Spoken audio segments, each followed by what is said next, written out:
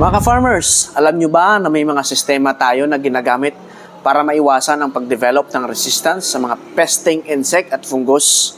At ito ang tinatawag na IRAK at EFRAK MOA.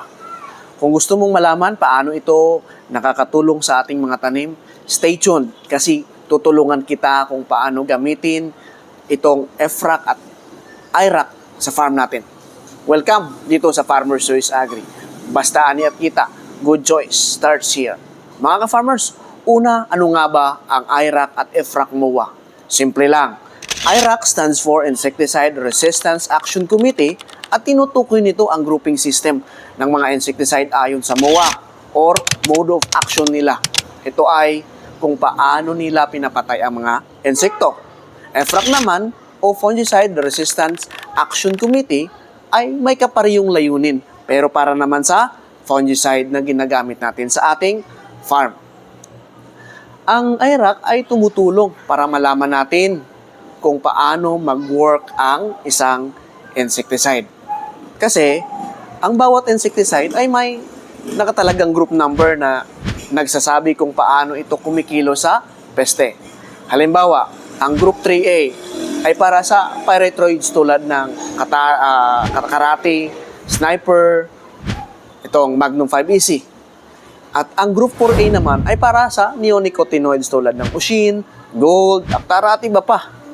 Ito dapat ang tandaan mga farmers. Ang paggamit ng parehong group ng sunod-sunod ay hindi okay. Kung palagi mong ginagamit ang group 3A or 3A na insecticide, maaari itong magdulot ng resistance sa mga peste. Kaya, pagkatapos gamitin ang isang insecticide group, magpalit ka agad ng group number para hindi maging immune ang mga peste. Sa kabilang banda naman, ang EFRAK ay tumutukoy sa fungicides. Tulad ng IRAK, ang bawat fungicide ay may grouping din na nagpapakita ng kanilang mode of action.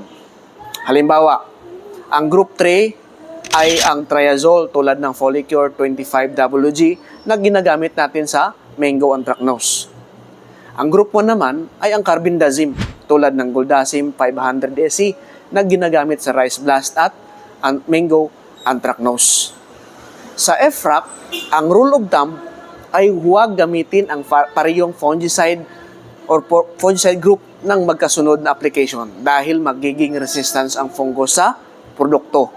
Kaya kung ginamit mo ang Folicure group 3 sa unang application, magpalit ng ibang group sa susunod na application.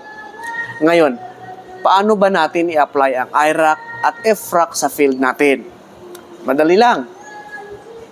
Una, pag gumamit ka ng insecticide, always check the IRAK group. Halimbawa, kung ginamit mo ang Malathion 57EC or Group 1B laban sa green leaf hoppers, sa susunod, gumamit ka ng insecticide mula sa Group 4A or itong Ushin 20SC. Pangalawa, sa fungicide application, after using Folicure, yan ay Group 3, magpalit ka ng fungicide tulad ng fungicide group tulad ng carbendazim.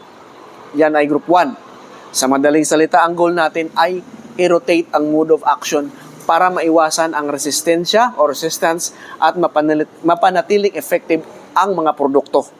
At ang magandang balita ay may mga produkto na may combination of mode of action. Kaya hindi na kailangang maghalo ng mga maraming kimikal. Kaya ka-farmers, kung gusto ninyong matutunan kung paano i-apply ang IRAK at EFRAK MOA sa inyong mga tanim, bisitahin ang Farmer's Choice Agri. Kami ang bahala o kami ang magbibigay sa inyo ng tamang mga produkto at gabay sa tamang paggamit ng insecticide at fungicides. Don't forget, basta ani at kita, good choice starts here. Mag-comment na sa baba kung may mga tanong kayo about pest at fungal management. At syempre, don't forget to share, to like, and to subscribe para sa susunod na mga tips. Salamat mga ka-farmers, hanggang susunod natin vlog. Ingatan na ating mga pananim at remember, Farmer's Choice Agri is always here to guide you. Bye for now. Happy farming!